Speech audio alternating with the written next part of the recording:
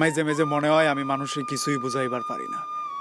যারে আমার মনের সবটা বলি, হেও আমারে ছাইরা যায়। যারে দিল দিয়া ভালোবাসি, হ্যাঁ দিলে ব্যথা দেয়। যার লাগি আমি সব করি, সব কিছুর বিনিময় তারে চাই, এত কিছুর পরেও হেই মানুষটা আমারে ছাইরা যায়, অবহেলা করে। আসলে দুনিয়াটা অদ্ভুত। সময় ফুরাইলে আমাদের হয়তো অনেক কিছু পূরণ হয়ে যায়। চাকরির অভাবে যে মানুষটা আমাকে ছাইরা যায়, চাকরিটা একদিন ঠিকই হয়ে যায়।